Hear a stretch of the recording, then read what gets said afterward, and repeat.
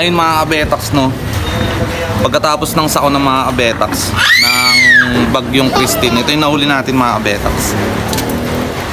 Yan mga kabetax, malaking alimango.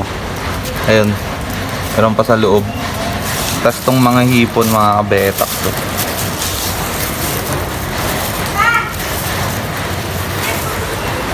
Ayun mga kabetax, mag-comment na kayo habang marami pa.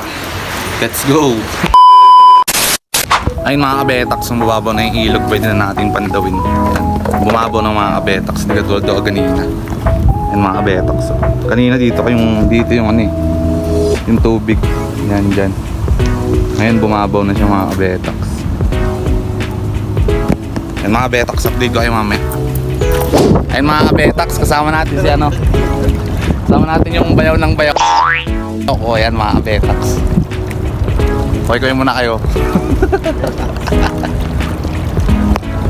Yung mga kabetax, papandawin natin itong unang bakla. Gaganina hindi nakalabas itong mga kabetax, kaya hindi natin mapandaw. Yan mga kabetax, ngayon bumabaw na yung ilong.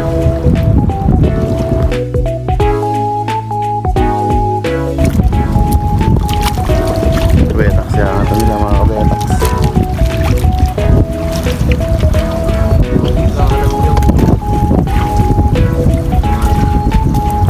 Baka may tatago alimango. Wala.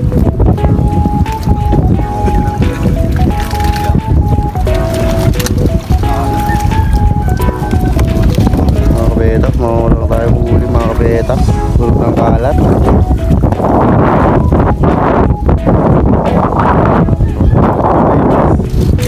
Para tignan.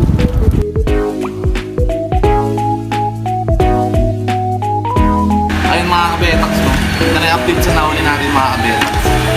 Nakakami na isang alimangong malaki. Tapos itong tatlo. May mga kasamang hipon mga kabetax. Yan mga kabetax. Tapos ito mga isda.